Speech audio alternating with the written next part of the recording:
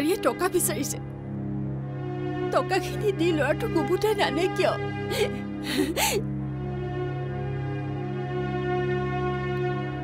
এনেকুৱা সময়ত ল'ৰাটোৰ কাৰণে কেইটামান টকা খৰচ কৰিব নোৱাৰে ইমান চিকটা বুঢ়া নিজৰ ল'ৰাক টকা দিবলৈ টান পায় ঐ টকা আদায় কৰা আইডিয়া কি এইটো পাইছিলি এতিয়া গম পাইছ নহয় কালিৰ পৰা পেটত একো এটা পৰা নাই সি যেনেকে ভাবিছে যেনেকে জীৱন কটাম বুলি ভাবিছে দেউতায়ো তেনেকে ভাবিছিল ককাকৰ স্বভাৱ তাৰ গালে আহিল তিল তিলকে জহি খহি যোৱা ঘৰখন মই এই অৱস্থালৈ আনিলো মই নিবিচাৰো ঘৰখন আকৌ সেই অৱস্থালৈ ঘূৰি যাওক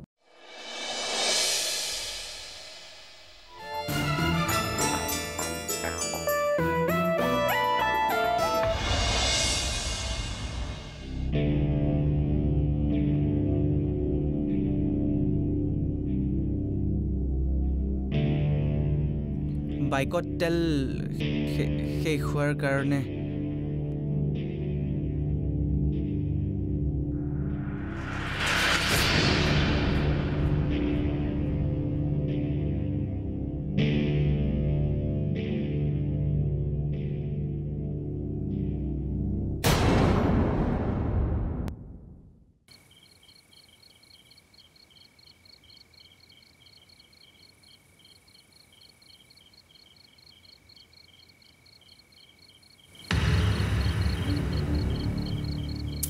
এই এলচিজন কুকুৰটো এতিয়ালৈকে হোৱাই নাই গোটেই টকাবোৰ সাৱটি বহি আছে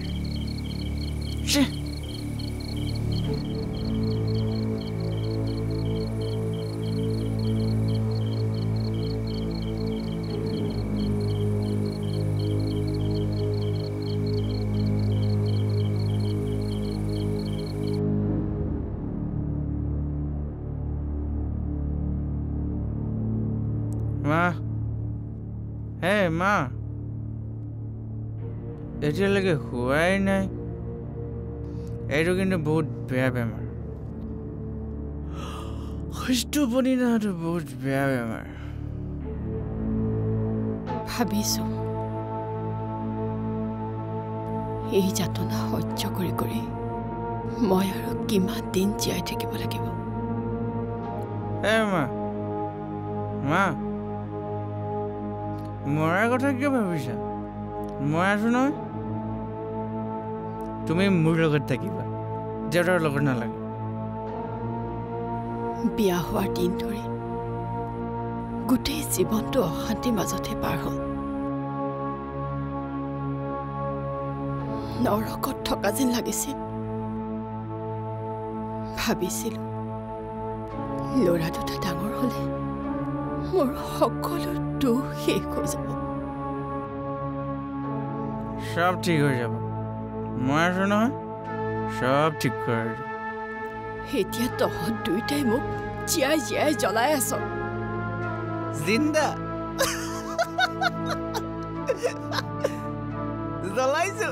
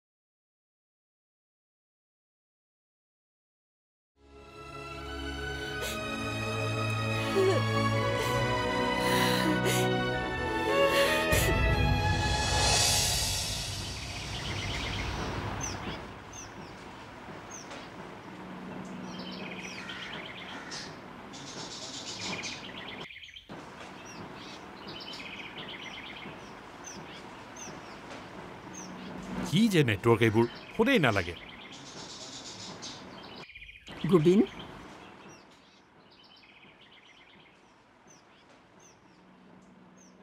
মা ঘৰখনৰ অৱস্থাটো তুমি দেখা নাই ইমান কষ্ট কৰি মই ঘৰখনক এইটো অৱস্থালৈ আনিছো তুমিতো দেখিয়ে আছা হাতখনৰ এটাইকেইটা আঙুলি সমান জানো সমান নহ'লেও এটাইকেইটা আঙুলি নহ'লে হাতখনে ভালদৰে কাম কৰিব পাৰে জানো তোমালোকৰ এইবোৰ কথাই মই বেয়া পাওঁ আজিৰ দিনত জীয়াই থাকিবলৈ ভালদৰে জীয়াই থাকিবলৈ মানুহ প্ৰেক্টিকেল হ'ব লাগে এই হাহাকাৰৰ দিনবোৰৰ কথা মনত পৰিলে এতিয়াও মোৰ গা শিয়ৰি উঠে এতিয়া মোৰ ল'ৰা দুটাও একেই হ'ল সিহঁতক মদ খাবলৈ পইচা কোনে দিয়ে জানানে প্ৰীতিলতাই দিয়ে পৃথিৱীত মই তেওঁকে প্ৰথম মাকক পালোঁ যোনে নিজৰ সন্তানক মদ খাবলৈ জুৱা খেলিবলৈ পইচা দিয়ে দেউতায়ো মদ খাই জুৱা খেলি এইখন ঘৰলৈ সৰ্বনাশ মাতি আনিছিল সেই হাহাকাৰৰ দিনবোৰ সেই অভাৱৰ দিনবোৰৰ কথা মনত পৰিলে মোৰ এতিয়াও গা শিয়ৰি উঠে তোমাৰ মনত নাই মা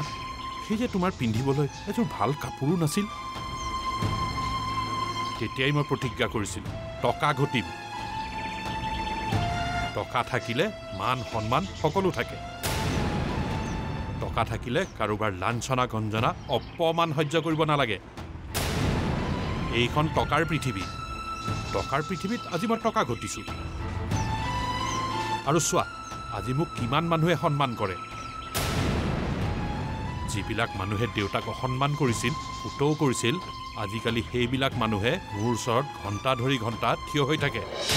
মইতো সিহঁতক সদায় এইবোৰ কথা কৈয়ে বুজাওঁ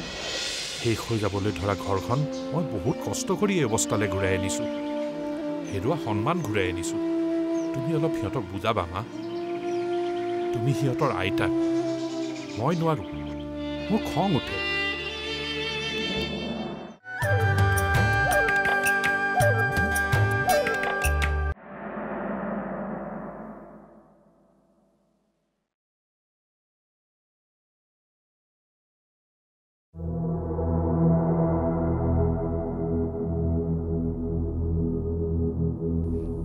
কৰবালৈ যাওঁ মোৰ ৰুমত সোমালে সদায় তুমি একেটা প্ৰশ্নকে কিয় কৰা বেলেগ প্ৰশ্ন কৰিবলৈ বেলেগ আৰু কিবা কৰিছোঁ জানো তই দেখোন দেউতাৰৰ বিজনেছটোকে চাব পাৰ নাই মা মই সেইবোৰ কাম কৰিব নোৱাৰোঁ আৰু দেউতাৰ কথাটো পেপাৰত টিভিত লিখিয়ে থাকে তেওঁ বোলে এটুকুৰা মাটিৰ কাৰণে অলপ টকাৰ কাৰণে কিমান তললৈ নামি যাব পাৰে নিউজতো দেখুৱাই থাকে পেপাৰতো লিখিয়ে থাকে আৰু তুমিতো এইবোৰ দেখিও নেদেখা নাই মা মই এইবোৰ কামত হাত দিব নোৱাৰোঁ কি ভাল লাগে হা বজৰুৱাৰ নিচিনাকৈ ঘূৰি ফুৰিবলৈ ভাল লাগে তহঁতি দিয়া এই অশান্তিবোৰৰ কাৰণে দেউতাৰৰ চুগাৰ প্ৰেছাৰ চব বাঢ়ি গৈছে একো এটা খাব নোৱাৰা হৈছে মানুহটোৱে ইমানবোৰ টকা খোৱাৰ পাছত আৰু কি খাব লাগে কি হ'ল কি চাই আছা ভাবিছোঁ তোক বাৰু সঁচাকৈ ময়ে জন্ম দিছিলোঁ নে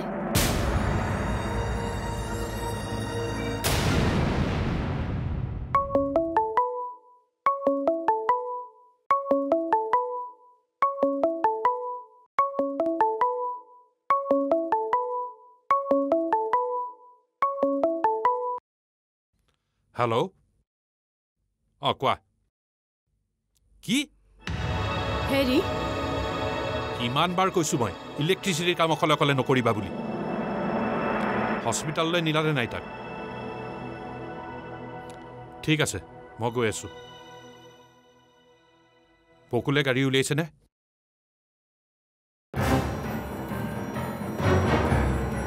মই তোমাক সুধি আছোঁ এই ঘৰৰ বেৰবোৰক সুধি থকা নাই ঘৰত কি কৰি থাকা তোমালোকেহে জানা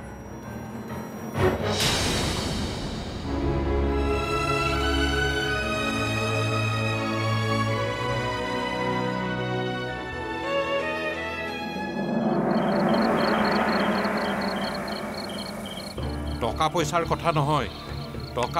কথা নহয় এইবিলাক নিয়মৰ কথা আজি এটা সাধাৰণ ঘটনাতে কম্পেনচেশ্যন বিচাৰিছে কাইলৈ আকৌ কিবা এটা নতুন ডিমাণ্ড দিব আপুনি কেছটো যেনে তেনে ছাবচাইড কৰক আপোনাৰ পাৰ্চেণ্টেজৰ কথা আপুনি চিন্তা নকৰিব মাত্ৰ ৱৰ্কাৰখিনিক নতুন ডিমাণ্ড দিব নিদিব ঠিক আছে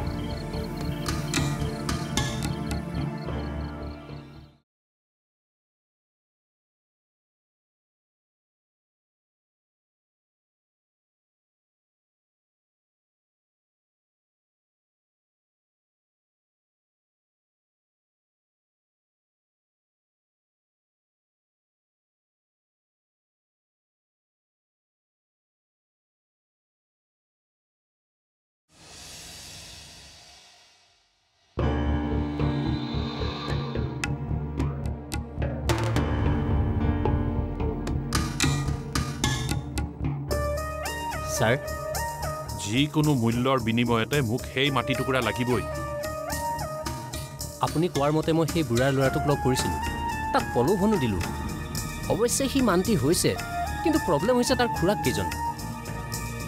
পইচা দিলেও মান্তি হোৱা নাই নাই হোৱা ছাৰ অন্য ৰাস্তা লগ ছাৰ মই তাতে এটা ফেক্টৰী খুলিম বৰুৱা কেমিকেলছ অলৰেডি পাৰ্মিট মই পাই গৈছোঁ এতিয়া মোক মাটি লাগে যিকোনো মূল্যৰ বিনিময় ছাৰ যিমান টকা পইচা লাগে মই দিম কেৱল মোক মাটি টুকুৰা লাগিবই তাৰ বন্দোবস্ত কৰ দৰকাৰ হ'লে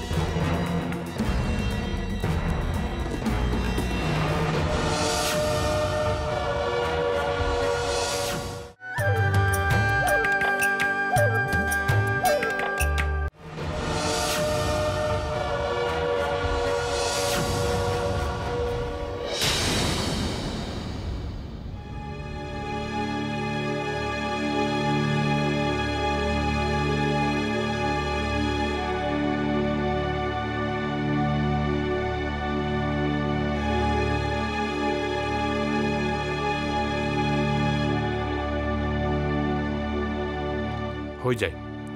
এইবোৰ হৈ যায় সব মানুহে এদিন নহয় এদিন মৰিবই কোনোবা আগত মৰিব কোনোবা পিছত মৰিব মোৰ লগত ভালে থাকিলে সব পাই যাবা খালি মাটিৰ কাগজকেইখনত আজি চহী কৰি দিবা মাটিৰ টকাও পাই যাবা খালি গণ্ডগোল নকৰিবা গণ্ডগোল মই ভাল নাপাওঁ গণ্ডগোল কোনে কৰে যোনে নিজেও একো নকৰে আনকো একো কৰিব নিদিয়ে কথাবোৰ মনত ৰাখিবা একেটা কথা বাৰে বাৰে কৈ থাকিবলৈ মোৰ খং উঠে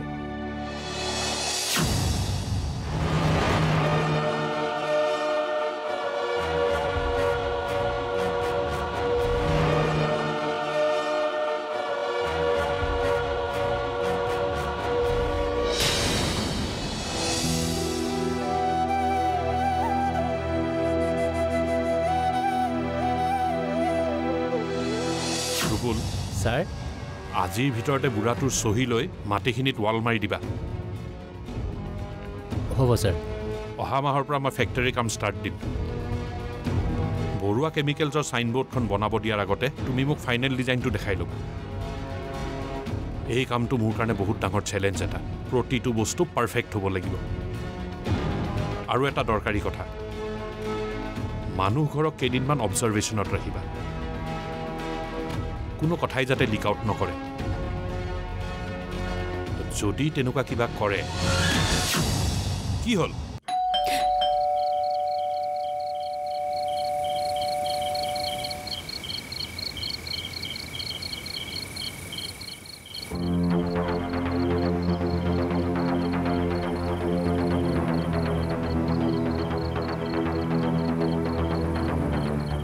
আপোনাক ইমানকৈ ভাঙি পৰা মই কেতিয়াও দেখা নাই কিবা হৈছে নেকি গাটো বেয়া লাগিছে যদি ডাক্তৰক মাতি দিওঁ নেকি কি হৈছে নকয় কিয় তোমাক কিয় লাগে? পত্নী হিচাপে কিছুমান কথা জনাৰ মোৰো অধিকাৰ আছে। প্ৰবীণ বৰুৱাৰ ওপৰত কোনোবাই অধিকাৰ সাব্যস্ত কৰিব সেইটো মই কেতিয়াও সহ্য নকৰোঁ।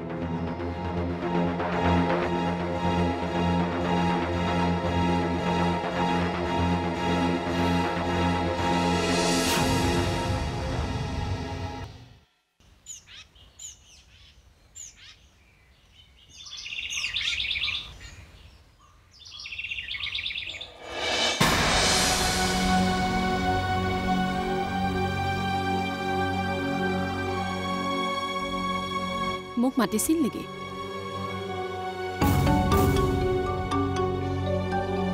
এটা বন্ধ ঘড়ী আৰু এজন মৃত মানুহৰ মাজত কোনো পাৰ্থক্য নাই।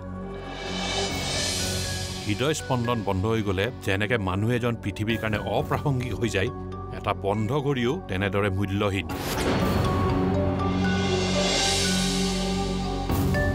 এটা অদৰকাৰী মূল্যহীন বস্তু এনেকে ওলমাই ৰখাটো মই পচন্দ নকৰোঁ। দেউতাক হেনো কোনোবা ব্ৰিটিছ চাহাব এজনে এই ঘড়ীটো উপহাৰ দিছিল। ঘড়ীটো দেখিলেই মায়ে সেইবোৰ কথা কয়। সেইকাৰণেতো মানুহটোৱে জীৱনত একো কৰিব নোৱাৰিলে। আঁতৰাই পেলাবা এইটো। মায়ে বেয়া পাব বুলিয়ে ইমান দিন ঘড়ীটো আঁতৰোৱা নাই। মাক ক'বা এনেকুৱা অদৰকাৰী বস্তু গোটাই ৰখাটো মই বেয়া পাওঁ।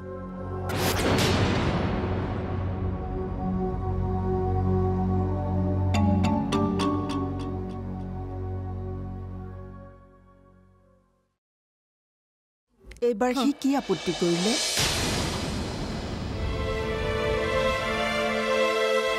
বন্ধ হৈ থকা পুৰণা ঘড়ী এটা বেৰত ওলমি থকাৰ কাৰণে সি বেয়া পাইছে হ'ব পায়।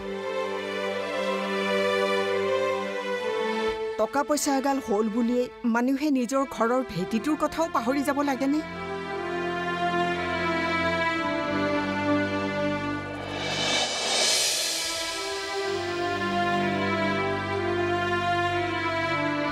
সকলো মানুহৰ জীৱনলৈ এটা সময় আহে, কেৱল স্মৃতিবোৰকে সোঁৱৰি তেওঁ জীয়াই থাকে। সেই সময়ত সেইকণে তেওঁৰ কাৰণে আটাইতকৈ সুখৰ মুহূৰ্ত। ভালেই হওক বেয়াই হওক, সেইজন মানুহৰ লগতে মই সংসাৰখন কৰিছিলোঁ। তাতো কিছুমান সুখৰ মুহূৰ্ত আছিল। এই ঘড়ীটো দেখিলে সেই কথাবোৰ মনলৈ আহে। অনবৰতে অশান্তিৰে ভৰি থকা এই ঘৰখনত সেই কথাবোৰ মনত পৰিলে মনটো ভাল লাগে। তাকো সি সহ্য কৰিব নোৱাৰা হ'লনে? অতীতটোক সি বেয়া পায়। দেউতাকৰ কথা ওলালেই দেউতাক কোনো কামৰ মানুহ নহয় বুলি কয়। বেয়া পালে কি হ'ব? অতীতৰ অভিজ্ঞতাৰ কাৰণেইতো সি আজিৰ মানুহটো হৈছে। অতীতটোক পাহৰি যোৱা মানুহবোৰ শিপা নোহোৱা এজোপা গছৰ নিচিনা। তুমি তাৰ পত্নী, সময় চাই তাক কথাবোৰ বুজাবা। আপুনি মোক এইখন ঘৰৰ বোৱাৰী বুলি ভাবে, তেখেতে ভাবে হাউচৱাইফ, ঘৰৰ ঘৈণী। ঘৰৰ ঘৈণীয়েকক কোনো অধিকাৰ সাব্যস্ত কৰিবলৈ নিদিয়ে, কৈয়ে দিছে এইখন ঘৰত মোৰ কোনো অস্তিত্বই নাই। মোৰ কথা শুনিব কোনে? অধিকাৰ সাব্যস্ত কৰিব পাৰা কোনোবা ঘৰৰ বাহিৰত থাকিবও পাৰে। এইখিনি কথা আপুনি আপোনাৰ ল'ৰাক ক'ব, মোক কৈ একো লাভ নাই।